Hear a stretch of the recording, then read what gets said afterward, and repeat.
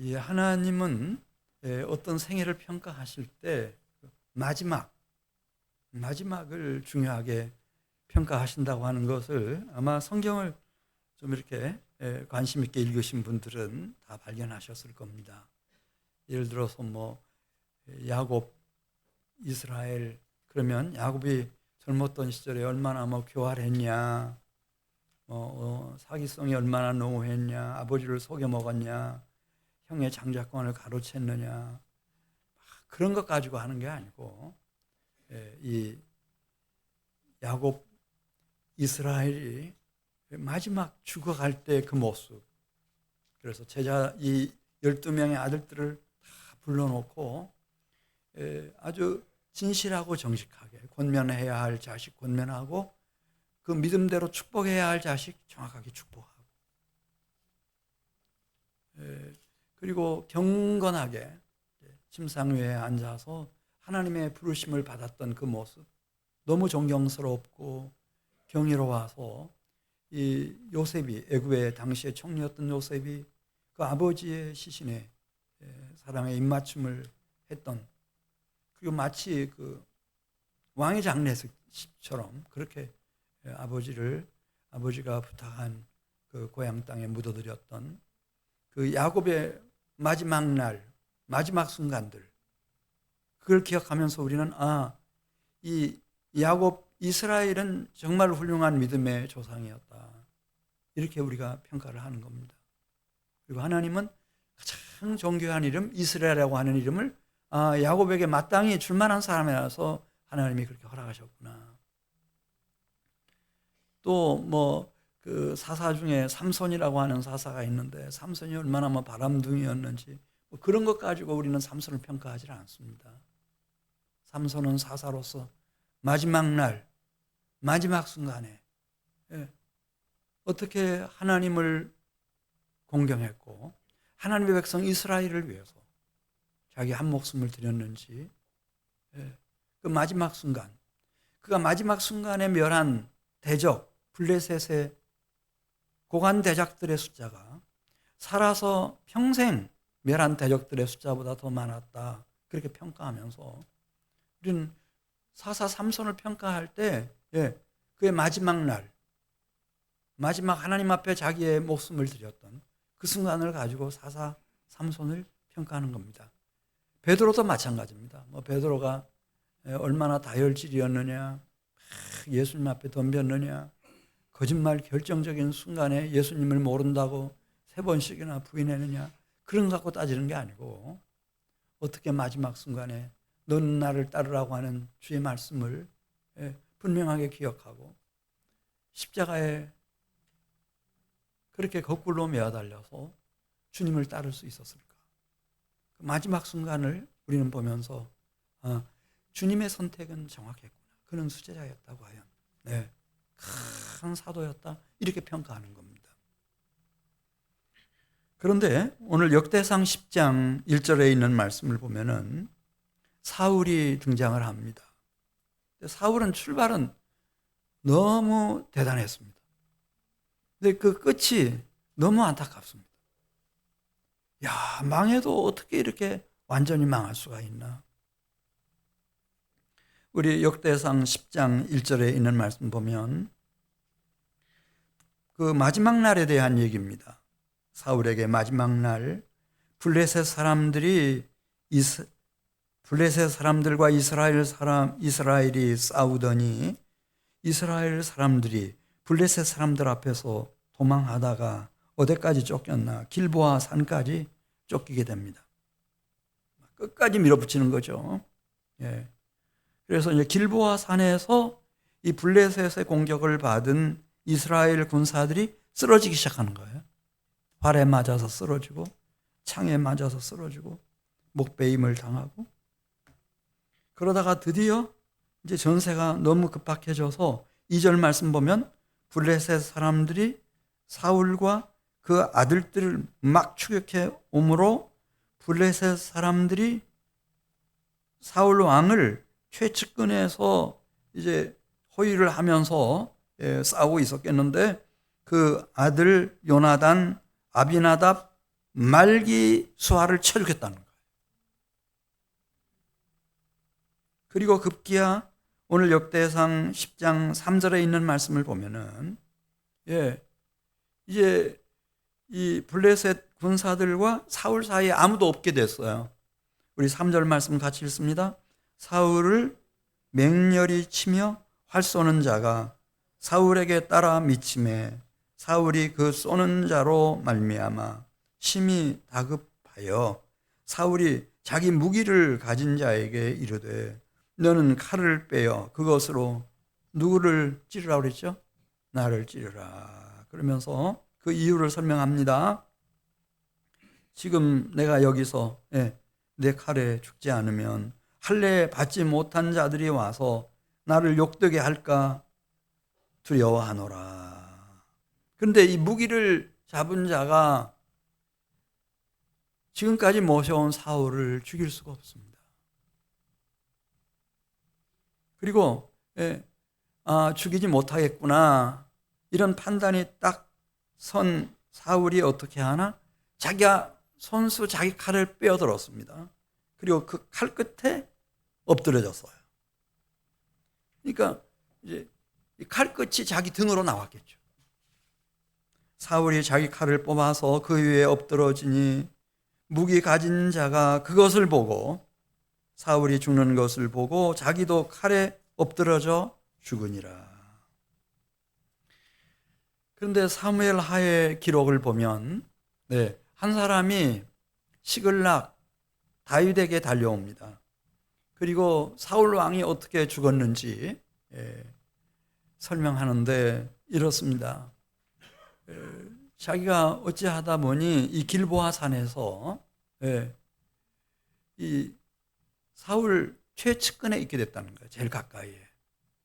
사울이 고개를 돌려서 나를 보고 너는 누구냐 묻길래 나는 아말렉 사람입니다. 그렇게 말씀을 드렸다는 거예요. 그러니까 이 사울은 끝까지 아말렉을 늘 이렇게 마음에 생각하고 있었던 것 같습니다.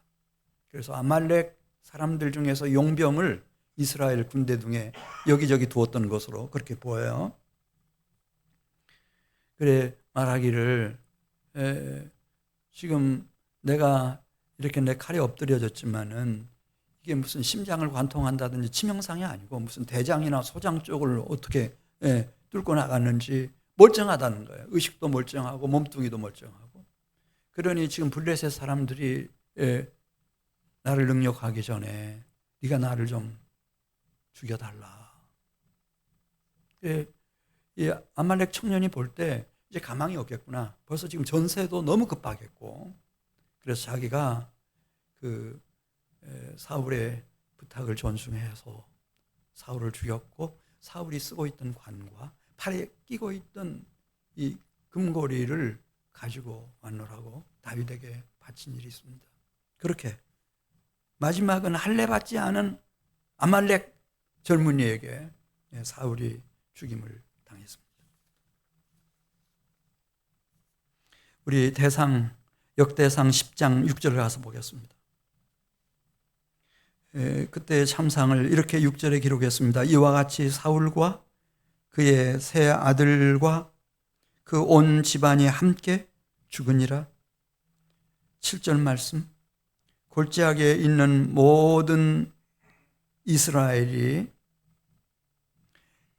군대들이 도망하는 것과 그리고 사울과 그의 아들들이 다 죽은 것을 보고 자기들이 지금껏 살아온 그 성읍들, 이 골짜기와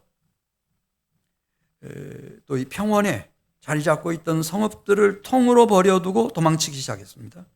그리고 그 성읍들은 누가 다 접수했나? 블레셋 사람들이 다 자기들의 거주지를 삼았습니다. 8절을 가서 보겠습니다. 8절. 그 다음 날 해가 밝았고 블레셋 사람들이 그 격전장 길보아 산을 돌아보다가 거기서 이제 우연히 이스라엘 왕 사울이 죽은 시신으로 발견이 됐고 그 주변에서 그 아들들의 시신도 다 발견했다는 거예요. 그래서 사울이 입고 있던 갑옷, 왕으로서의 총사령관으로서의 갑옷 챙기고 그리고 사울의 목을 벨니다. 그 머리와 갑옷을 전령들을 시켜가지고 큰 블레셋 동서남북 다 보내가지고 이렇게 사울 왕이 이스라엘 왕 사울이 죽었고 이 머리통이 바로 사울의 머리다. 그래서 그 막 블레셋 온 땅에 그 소식을 전하도록 했습니다. 그리고 사울이 입고 있던 좀 도와주시죠. 네. 사울이 입고 있던 이 갑옷은 신전에다가 갖다 바쳤고 이 사울의 머리통은 다곤 신전에 이렇게 매달아 놓았습니다. 야, 어떻게 이렇게 될 수가 있나? 우리가 지금 시간 관계상 다 보지 못합니다만은 역대상 9장에 보면은 사울의 족보가 쭉 나오죠. 이 사울은 그러니까 그의 믿음의 조상인 아브라함, 야곱이 가장 사랑했던 라헬의 막내 아들이었어요. 베냐민. 그 베냐민 지파 출신이에요. 그 베냐민 지파 출신이 이제 막 후손들이 번성했는데 그 중에서 최고의 가문이에요. 가장 뼈대 있는 최고의 명문 가문이에요. 게다가 이 사울은 태어날 때부터 그냥 장군감으로 태어났어요. 그냥 자연인 그대로 영웅호월이 될 수 있는 그런 사람이었어요. 그래서 그 누구보다도 준수한 자였다. 그 당대 모든 남자들 중에서 이 어깨 위가 더 있었고, 이 준수했다고 하는 말이 뭐 풍채면 풍채, 재주면 재주, 슬기면 슬기, 성품이면 성품, 용기나 용맹함이면 용맹함, 그 모든 면에서 따라갈 자가 없는 거예요. 타의 추종을 불허합니다. 다 가지고 태어났어요. 그다음에 그의 아버지 기스가 그 당대의 베냐민 지파에서 가장 유력한 사람이었어요.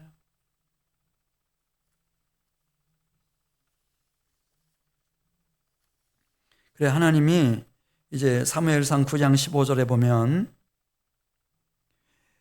나라와 민족을 위해서 그렇게 기도하고 있던 선지자 사무엘에게 말씀해 주셔요. 내가 내일 한 사람을 보낼 거다. 그는 내가 내 백성 이스라엘의 지도자가 되도록 준비한 사람인데 그가 오면은 그이가 기름을 부으라는 거예요. 그가 블레셋으로부터 이 나라와 이 백성들을 구원할 자다. 내 백성 이스라엘이 너무 고생하면서 나에게 기도하고 간구했기 때문에 그 응답으로 내가 내일 한 사람을 너에게 보내겠다. 그 다음 날이 됐어요. 진짜 이 사람이 찾아왔는데 바로 기스의 아들 사울이었습니다. 보자마자 이 사무엘도 기도하는 사람이었으니까 그냥 알아봤어요. 야, 진짜 하나님이 준비해 놓으셨구나. 입을 맞추고 그에게 기름을 부었어요. 그날에 이 사울이 하나님의 영에 크게 감화하심을 받고 변하여 새 사람이 되고 그날 그 순간부터 하나님이 함께 하시는 인생길을 걷기 시작한 거예요. 특별한 사람이었어요. 네. 이런 일이 있었어요. 기름 부음을 받고 이제 사무엘 선지자를 통해서 하나님이 사울 자신을 이제 어떻게 쓰실 것인가에 대한 얘기를 다 전해 들었죠.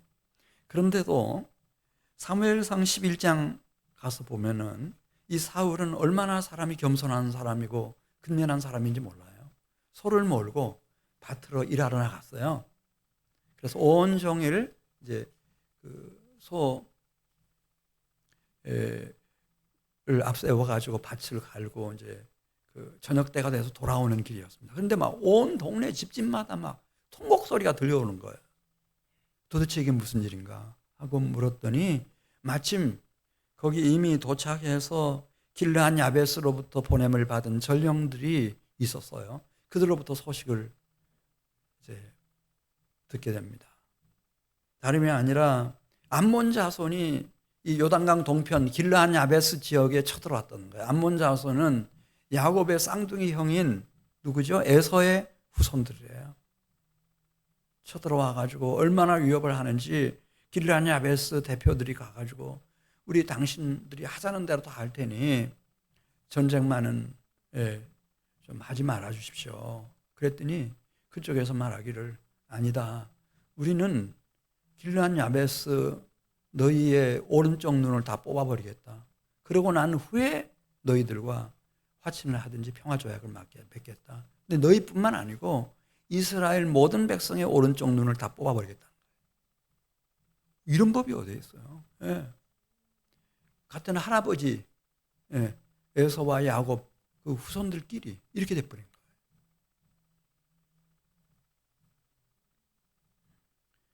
그 얘기를 듣는 순간에 지금 밭에서 소를 몰고 오던 이 사울이 성령의 뜨거운 감동을 받았대요. 그 자리에서 자기 속였죠. 소 2마리를 12조각을 내요. 6조각씩 6조각씩. 전령들을 뽑아가지고 12지파에 다 보내면서 지금 동편에 있는 우리의 형제 자매들이 길르한 야베스에 살고 있는 이 형제 자매들이 이 나하스의 이 침략을 받아가지고 지금 이렇게 어렵게 됐다.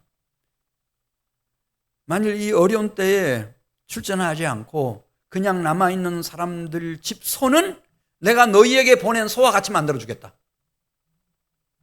그런데 막 하나님이 그러면서 이 하나님의 종 사무엘과 나 사울을 위해서 다 모이라. 근데 즉시로 33만 명이 모였어요. 장정 33만 명이 모인 거예요. 대단했어요. 정말 하나님이 함께 했어요. 가지고 11만 명, 11만 명, 11만 명 3조로 이 군대를 편성해가지고 막 그 즉시로 출동을 하죠. 요단강을 건너가지고. 밤새 현장에 도착했을 때 새벽이었어요. 지체 없이 이 암몬의 나하스의 군대를 섬멸해 버립니다. 다 진멸해 버립니다. 그리고 구해냅니다.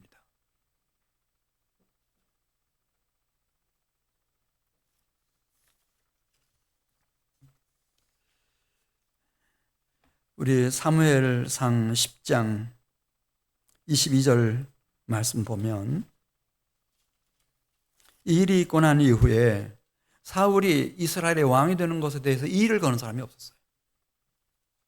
누구든지 다 하나님이 준비해 놓으신 그리고 우리의 기도에 응답으로 주시는 우리의 왕은 누구다?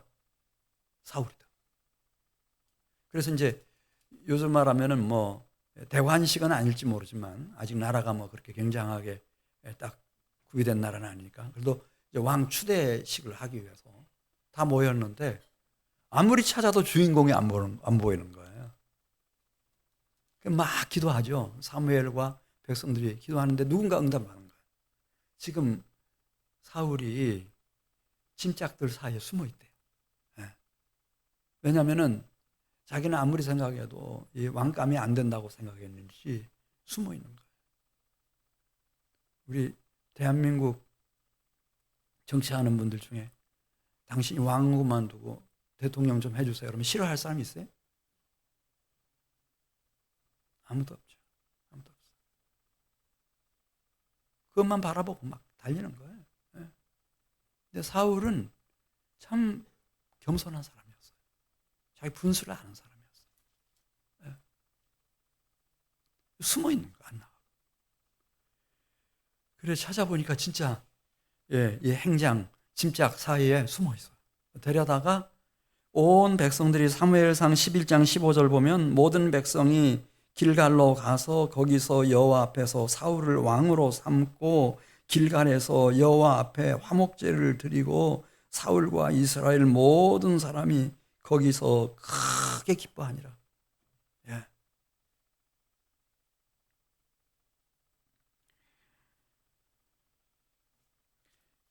사무엘 1장 19절 보면 그런 사울이 이렇게 허망하게 무너진 거예요. 그래서 자기 갑옷은 이방 신전 앞에 받쳐지고 이 사울의 머리통은 다곤 신전 벽에 매달려 있고 자식들의 시신도 지금 다 훼손되고 기가 막히지 않습니까? 도저히 믿기지 않았는지 다윗이 애도시를 썼는데 이렇게 썼어요. 사무엘하 1장 19절에서 이스라엘아 내 영광이 산 위에서 죽임을 당하였도다. 오호라 이스라엘의 영광 두 용사가 엎드러졌도다. 그들은 독수리보다 빠르고 사자보다 강하였도다.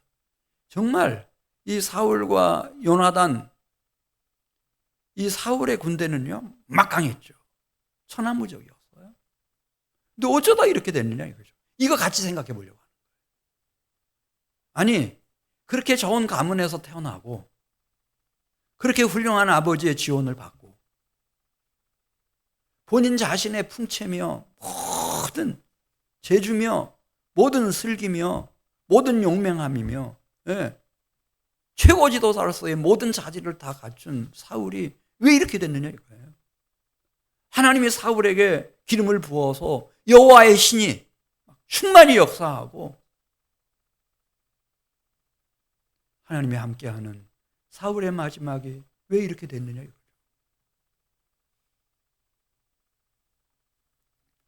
돈의 문제인가 실력의 문제인가 인격의 문제인가 성품의 문제인가 도대체 무엇 때문인가 이거 얘기하는 거예요. 역대상 10장에서 요절입니다. 10장 13절 이렇게 설명했어요. 그 이유를 우리는 찾을 길이 없어요. 다르게는 찾을 수가 없어요. 근데 이렇게 썼어요. 역대상 10장 13절 사울이 원래 사울이라는 말은 사알에서부터 왔대요. 학자들이 말하는데 사알이라는 말은 묻는다, 구한다, 요청한다 하나님께 그런 뜻이에요.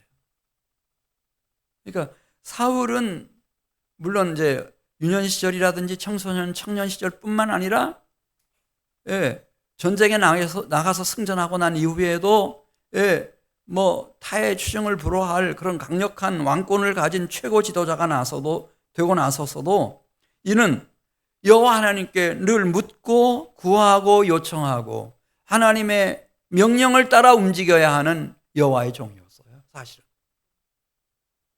그런데 안타깝게도 13절 말씀 보면 무엇이 잘못됐는지를 얘기하는 거예요. 그러니까 우리 기준으로는 사울이 잘못된 게 하나도 없어요. 사울이 잘못한 게 뭐예요? 근데 하나님 관점에서 아주 결정적인 결함이 있어요. 그 결함이 뭔가? 우리 13절 같이 읽습니다.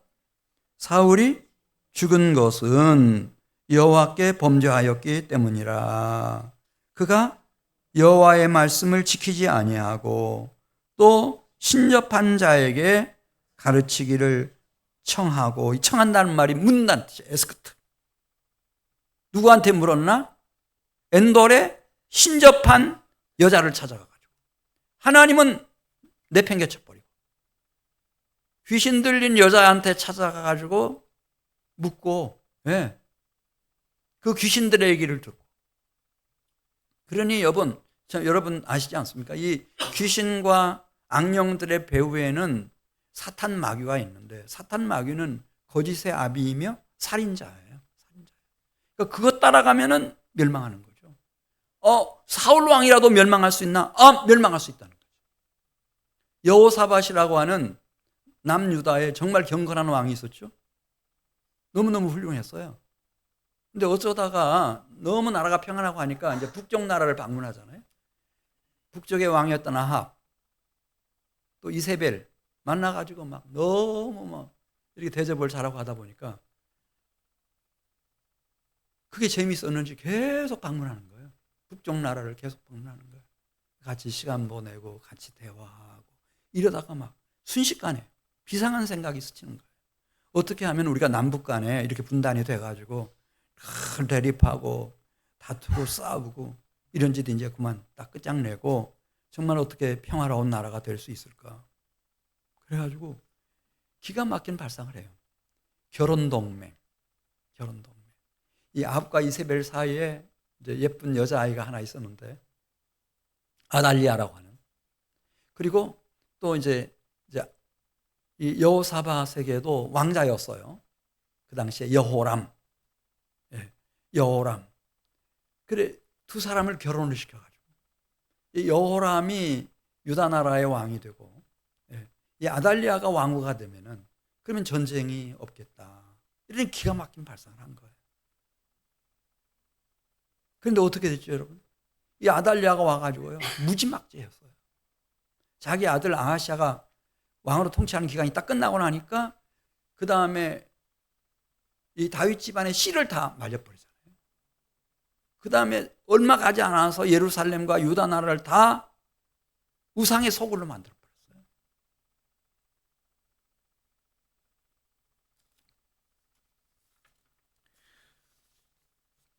이 사울이 왕위에 이제 올라왔을 때 하나님이 첫 번째 임무를 부여하셔요. 그건 사무엘상 15장 1절 이하에 나와 있는 것처럼 아말렉을 진멸하라고 하는 임무였습니다. 진멸해야 하는 이유는 뭐 출애굽기 17장부터 나와요. 모세가 살던 그 옛날부터 이제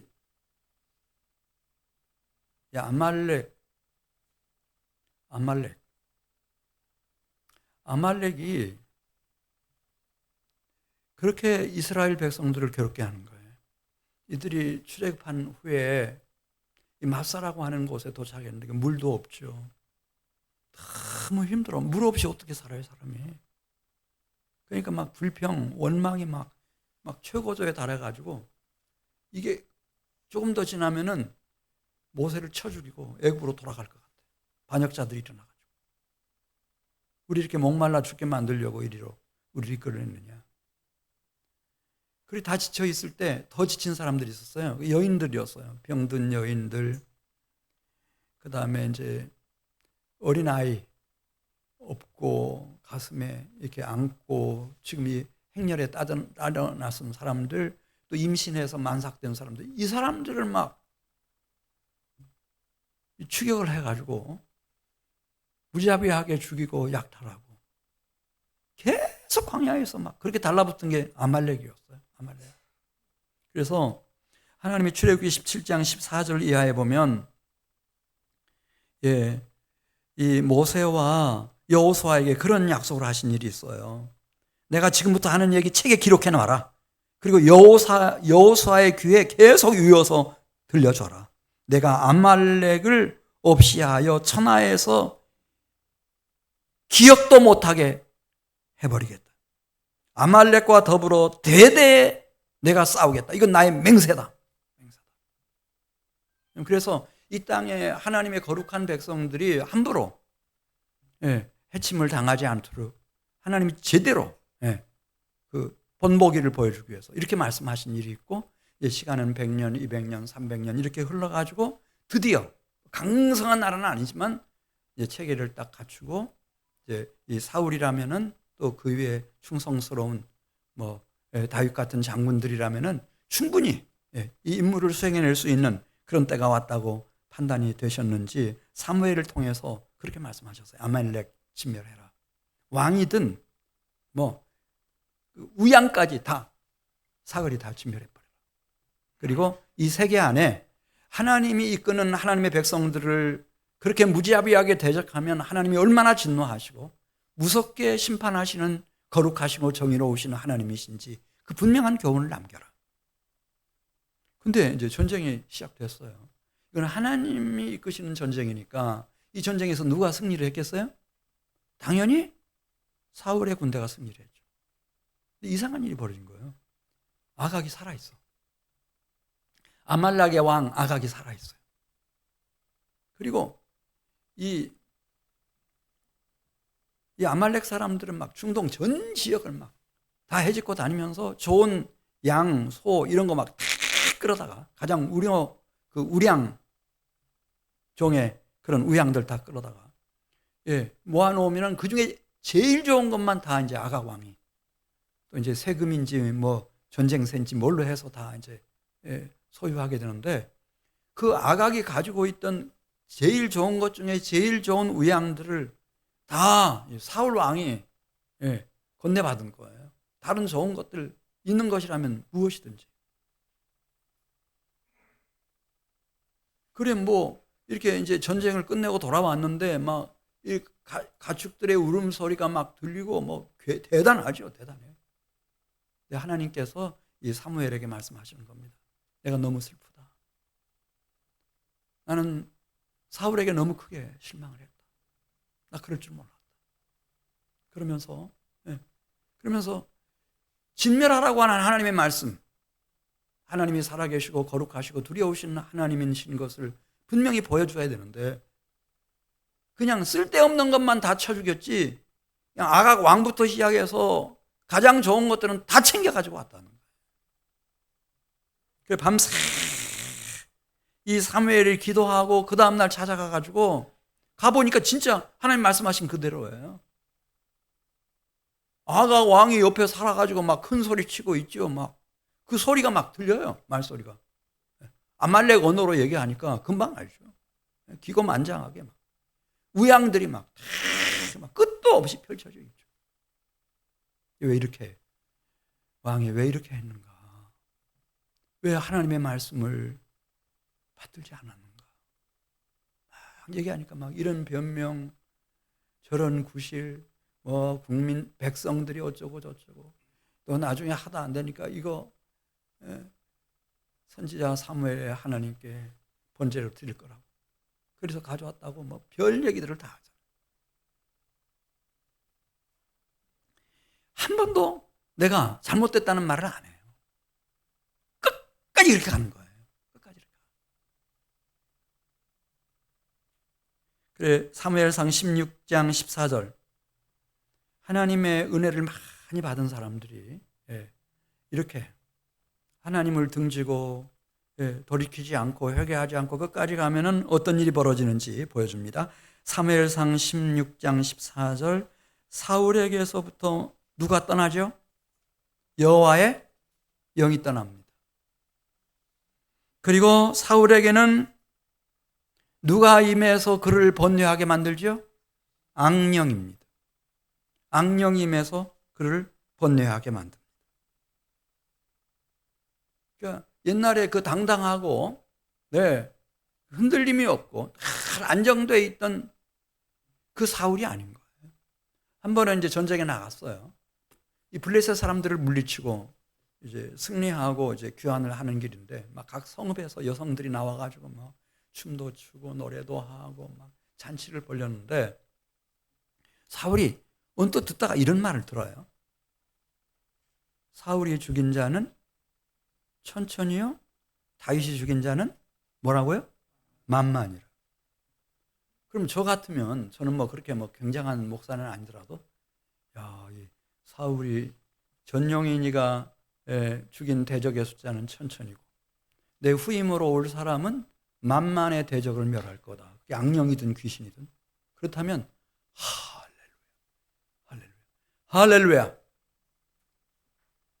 근데 이게 여호와의 영이 떠나고 나니까 다윗은 막 불안해지기 시작한 거예요. 이게 뭔 말이지? 사울이 죽인 자는 천천히고 다윗이 죽인 자는 만만이라? 아니 그때 이제 한 20살 된 다윗, 자기 부하이지 않습니까? 이런 부하들이 잘 커서 유능한 장수들이 된다고 할 것 같으면 이스라엘의 미래는 창창하죠. 얼마나 아름다운 축복의 찬양이에요. 그런데 이 다윗이 막 그때부터 평생 죽을 때까지 무슨 생각만 하는 거 하면은 하나님이 자기 방패처럼 자기에게 준 자기의 부하, 가장 충성스럽고 가장 경건한 부하, 그 부하인 다윗을 어떻게 제거할까, 죽일까, 그것만 노심초사하다가 일생을 끝내는 겁니다. 사무엘상 28장 4절. 그래서 이제 마지막 날이 벌써 닥쳤습니다. 다윗은 자기 영토에서 몰아내버렸습니다.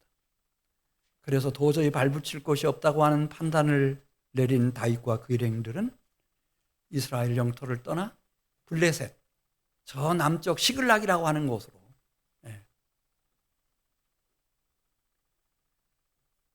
그들은 찾아가서 거기서 은둔 생활을 하고 있었을 때였습니다. 사무엘상 28장 4절 블레셋 사람들이 쳐들어왔습니다. 그런데 막 그렇게 두려운 겁니다. 두려울 수밖에 없죠. 왜냐하면 자기 부하 중에 누가 있어야 되는가 하면 다윗 같은 용사들이 있어야 돼요. 그래야 이 전쟁에서 승리할 수가 있는 거예요. 근데 다윗이 지금 이스라엘 영토 안에 있어요, 없어요? 블레셋 영토 저 남단 시글락에 가 있으니까 얼마나 겁에 질리겠어요. 그게 막 사시나무 떨듯이 떨다가 무슨 결정을 하는가 하면은 기가 막힌 결정을 하는 거예요. 네. 엔돌에 신접한 여인이 있다고 하던데 거기 찾아가 보자. 하나님을 찾지 않습니다. 귀신 들린 엔돌에 신접한 무당이 있는데 거기 찾아가죠. 거기 찾아가지 않습니까? 전날 그랬습니다. 그리고 지금까지 말씀드린 것처럼 마지막 날 이런 일이 일어난 겁니다.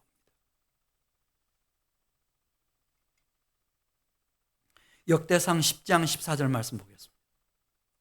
하나님 앞에는 정말 큰 죄가 뭔가? 물론 살인을 저질렀나?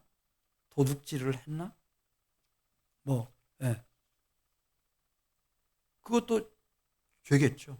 그런데 지금 하나님은 자기 백성들과 자기 종들에게 가장 중요하게 생각하는 것이 14절에 나와요. 14절 같이 읽습니다.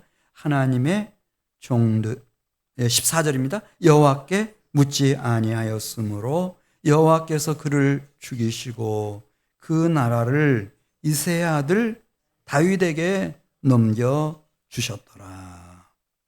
사무엘이 마지막으로 이 사울에게 한 얘기, 여호와께서 번제와 다른 제사를 그분의 목소리를 청정하는 것을 좋아하심같이 좋아하시겠나이까. 순종이 제사보다 낫고 그분의 음성을 듣는 것이 순양의 기름보다 나으니이다. 이 말을 사울은 못 알아들었어요. 여러분, 우리가 하나님의 선택을 받았어요. 하나님의 보배롭고 존귀한 자녀가 돼서 산다고 하는 것이 뭔지 아세요, 여러분? 누구에게 묻는 거죠? 전문가에게 묻는 거예요? 누구한테 묻는 거예요? 친구들한테 묻는 거예요? 여호와 하나님께 묻는 겁니다. 그리고 하나님이 말씀해 오시는 그 말씀을 따라서 사는 삶입니다, 여러분. 이게 그렇게도 중요한 겁니다. 내 생각에는 아가하고 관계를 잘해서 더 이상 예전과 같이 서로 다투고 싸우고 전쟁하고 그런 거 없이 평화 공존하고, 그 다음에 거기서 끌어온 그 우양들의 품종이 얼마나 우량한 품종들인지 몰라요. 그걸 새끼를 쳐가지고 이스라엘 백성들에게 다 나눠주면 집집이 다 부자 될 것 같아. 그렇잖아요. 우유를 내는 양이라든지 새끼를 낳는 숫자라든지 그 털의 질이라든지 그 우양의 크기라든지 고기 생산량이라든지 모든 게 따라갈 수가 없죠. 그래서도 그렇게 할 수 있어요. 그러나 하나님은 자기 백성들에게, 이 땅에 두신 자기 백성들에게 무엇을 가장 귀하게 여기시는지 다시 역대상 10장 14절 말씀 읽습니다. 사울의 죄가 뭐라고요? 여호와께 묻지 아니하였으므로 여호와께서 그를 죽이시고 그 나라를 이새의 아들 다윗에게 넘겨주셨더라. 그럼 다윗은 어떤 사람인가? 다윗은 완벽한 사람이나 그렇지 않아요. 다윗도 다 실수가 있어요. 허물과 죄가 있죠. 끔찍한 죄를 저질렀어요. 그러나 단 한 가지 다윗에게는 원칙이 있어요. 내가 여호와의 종으로 살아가는 동안 시편 3편 4절 말씀 보겠어요. 다윗은 이거 하나는 확실했거든요. 시편 3편 4절. 내가 나의 목소리로 누구께 부르짖으리니 여호와께 부르짖으리니 그분의 하늘 성산에서 응답하시는도다. 할렐루야. 내가 여호와 하나님께 구하고 여호와 하나님이 들려주시는 그 목소리로 내 생애를 살아나겠다고 하는 그 원칙 하나는 있었어요.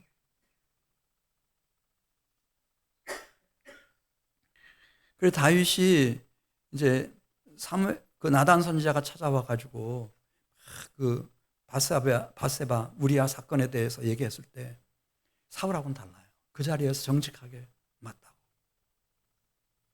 내가 그 죄를 저질렀다. 그리고 시편들 보세요.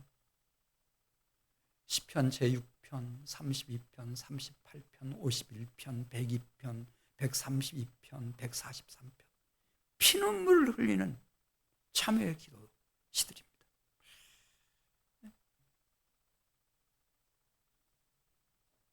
그리고 하나님의 긍휼히 여기시는 은혜를 받아서 다윗은 끝내 성군으로, 하나님의 사람으로 일어서고야 마는 겁니다.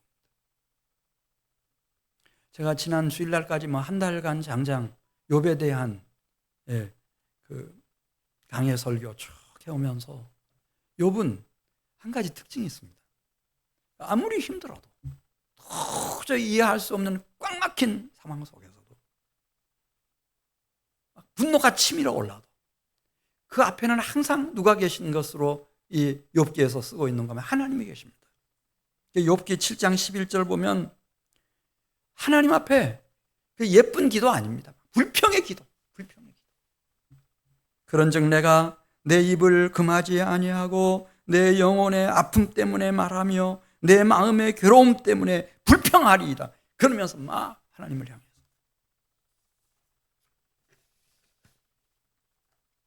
욥기 7장 14절 붙어 있는 말씀을 보면 하나님 저를 죽여주십시오. 차라리 숨을 거두어 주십시오. 그렇게 원망하고 막 하나님 앞에 덤빌 때도 보면 하나님 앞에서 이게 다른 겁니다. 네. 그렇게 그 고난의 터널을 통과하고 있는 중에 욥기 38장 1절 2절 말씀 보면은 드디어 여호와께서 폭풍우 가운데서 욥에게 나타나셔서 말씀하시는 겁니다. 물론 하나님의 말씀도 곱지 않습니다. 무지한 말로 생각을 어둡게 하는 자가 누구냐? 그러면서 막 말씀해 오시지만은 결국 욥은 하나님 떠나지 않았고 하나님을 오직 찾았고 그리고 하나님의 말씀을 듣습니다. 욥기 38장, 39장, 40장, 41장까지 그 하나님의 말씀을 듣고 있는 동안에 그는 확 변합니다. 그래서 하나님께 새로운 사람이 되어 이렇게 고백합니다. 내가 주께 대하여 귀로 듣기만 하였사오나 이제는 눈으로 주를 배움나이다. 그러므로 내가 스스로 거두어드리고 티끌과 제 가운데서 회개하나이다. 구약에 엘리야라고 하는 아주 대단한 선지자가 있었습니다. 선지자의 생활이 너무 힘들었습니다. 이제 완전히 절망의 늪에 빠져들었을 때 그는 남쪽으로 남방으로 막 달려가다가 이 남방 광야 한 노뎀나무 밑에 쓰러졌습니다. 기진해서 쓰러졌습니다. 그때 하나님께 드린 기도 그겁니다. 하나님, 제 생명을 거두어 주십시오. 저를 죽여 주십시오. 그거였습니다. 근데 하나님은 아무 말씀도 안 하시고 거기서 재우십니다. 이사야를.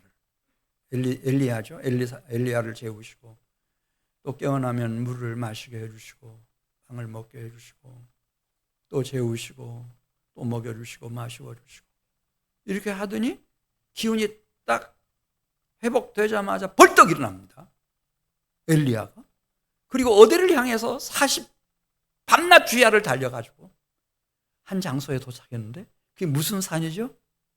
하나님의 산 호렙이었습니다. 거기서 엘리야가 누구를 만났을까요? 하나님을 만납니다. 그때 하나님이 이 엘리야에게 말씀하십니다. 엘리야야, 너는 내 길을 돌이켜서 이 남쪽이 아니고 저 북쪽을 향해서 다메섹에 가가지고 하사엘에게 기름을 부어 아람의 왕이 되게 하고 예후에게 기름을 부어 이스라엘 왕이 되게 하고 엘리사에게 기름을 부어 너를 대신하여 선지자가 되게 하라. 그리고 그들을 통해서 내가 일하겠다. 그러면서 이 엘리야는 마지막 후기 사역이 얼마나 소중한 사역이었는지 모릅니다. 그리고 하나님이 그를 불말과 불병거에 태워서 승천하도록 하십니다. 대단한 사건입니다. 진실로 진실로 너희에게 이르노니 죽은 자들이 하나님의 아들의 음성을 들을 때가 오나니 곧 이때라. 그 음성을 듣는 자는 살아나리라. 인간이라고 하는 존재는 돈도 필요하고 건강도 필요하고 실력도 필요하고 좋은 친구들도 필요하고 필요한 건 많습니다. 그러나 하나님의 형상대로 지음받은 우리 인간은 하나님이 필요합니다, 여러분. 주님의 음성이 필요합니다. 이게 들려오면 되는 겁니다. 죽은 지 나흘 되었던 나사로, 무덤 문을 열어놓고 열게 하고 주님께서 나사로 이름을 부르셨을 때 수족을 동인 채로 시신 나사로가 살아가지고 튕겨나오듯이 나왔습니다. 하나님의 말씀은 그런 겁니다. 초대교회의 원수처럼 행하던, 그렇게 지혜와 성령과 믿음이 충만했던, 스데반을 쳐 죽이는 일에 앞장섰던 사울, 독사 같았습니다. 그 사울을 누가 변화시켰습니까? 그때 다메섹으로 예수쟁이들을 잡아서 감옥에 가두기 위해서 달려가고 있었을 때 갑자기 빛과 함께 음성이 들려왔습니다. 그 강력한 빛 때문에 쓰러졌고 음성이 들려오는데, 사울아 사울아 내가 어찌하여 나를 핍박하느냐, 박해하느냐. 모기 소리 같은 소리로 틀림없이 사울은 대답했을 겁니다. 주여 누시옵니까? 그때 주님이 말씀하십니다. 나는 내가 핍박하는 나사렛 예수니라. 그리고 한 사람, 다메섹에 경건한 내 제자 아나니아가 너를 찾아와서 네가 앞으로 할 일을 알려줄 거다. 그 주님의 음성이 이 사울을 완전히 바꿔놓습니다. 새로운 피조물이 되게 만드는 겁니다. 그는 평생 그 이후로 예수 그리스도의 복음을 들고 동서남북 저 유럽 땅까지 서번화까지 주의 복음을 전해서 유럽 세계를 변화시키고 이 세상을 바꾸어가는 이 큰 역사를 하다가 그분을 위해서 로마에서 마지막 순교합니다. 그 변화의 힘이 어디서 왔는지를 여러분 생각하셔야 됩니다.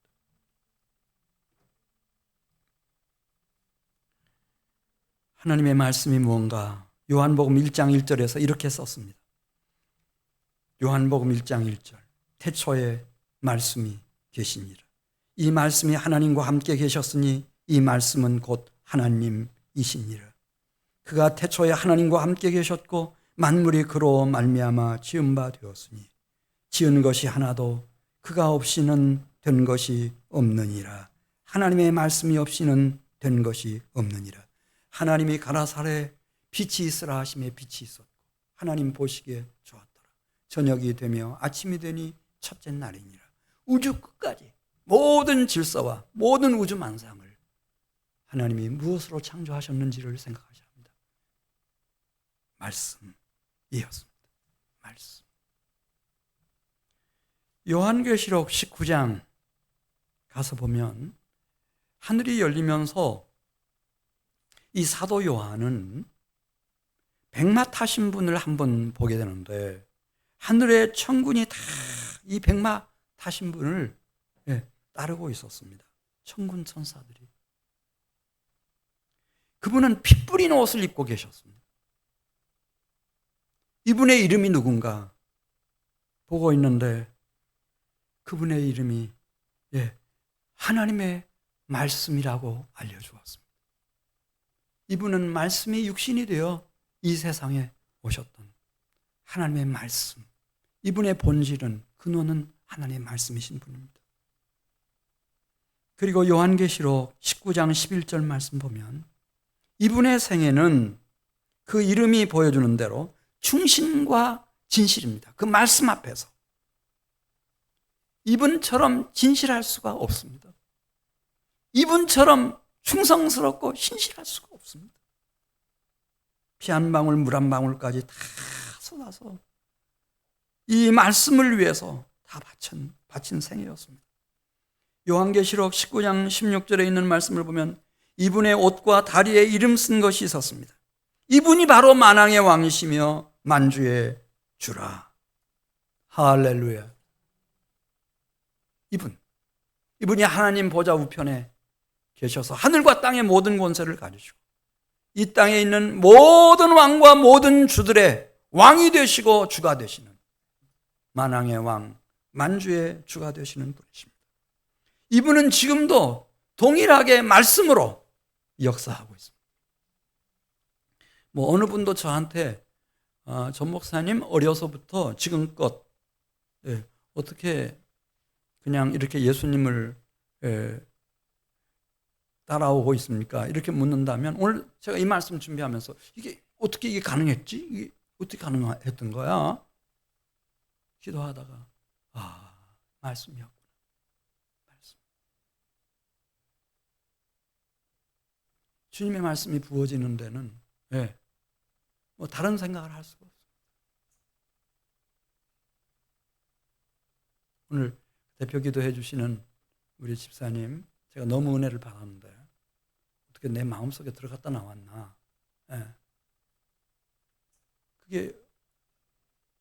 그리고 저는 압니다. 모든 사람들이 다른 길은 없습니다. 하나님의 말씀입니다. 이 말씀이 오면 되는 겁니다. 어떻게 내 배우자를 좀 변화시킬 수 있을까?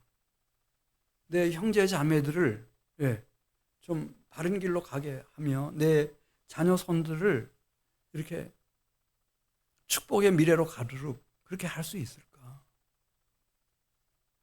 내가 착하게 살면 되는 건지? 어떻게 하면 되지? 다른 방법 없습니다. 우리 인간의 마음과 심령과 영혼은 하나님이 지으셨기 때문에 하나님만 말씀만 새롭게 할 수 있습니다. 이제 다음 주가 무슨 주일이죠? 추수감사 주일입니다.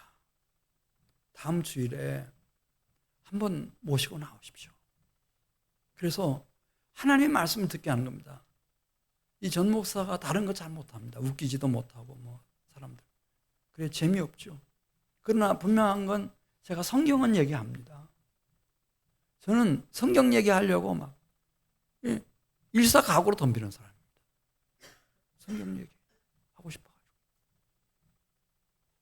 와서 주의 말씀을 들으면은 그들의 심령 속에 놀라운 변화가 일어납니다. 힘으로 능으로 할 수 없는 놀라운 변화가 주님의 말씀이 임하면 일어나는 겁니다, 여러분. 그래서 부탁드립니다. 지금까지 가족들을 위해서, 자손들을 위해서 기도하지 않은 분은 안 계시겠죠. 다 기도하셨겠는데 이제 좀 지혜롭게 좀 약속을 하십시오. 남편이 무슨 음식을 좋아하는지, 어떤 식당을 좋아하는지, 자녀들은 무슨 음식을 좋아하고 어떤 맛집을 좋아하는지 좀 생각해가지고 약속을 좀 하세요. 다음 주일날 우리 당신 그거 좋아하는데 갈비 좋아하는데 갈비 먹으러 가자. 갈비는 어느 집이 참 잘한다더라. 다 찾아봤다. 자녀들 데리고 미리 얘기할 건 없고 그 다음에 이제 다 기대하고 있는 주일날 아침에. 근데 교회 딱 가서 1시간 예배 드리고 나면 정확하게 점심시간인데 우리 같이 가족들이 오랜만에 오늘 맛있는 외식을 하자. 그렇게 해서 여기까지 모셔다 놓기만 하면 되는 겁니다. 그러면은 저희가 막 기도합니다. 한 주 동안 막 진액을 빼서 기도를 맡으신 분들도 기도 인도를 하시고 찬양 인도를 맡으신 분들도 찬양 인도를 하시고 안내를 맡으신 분들도 최선을 다해서 밝은 얼굴로 친절하게 다 안내해 주시고 저도 온 힘을 다해서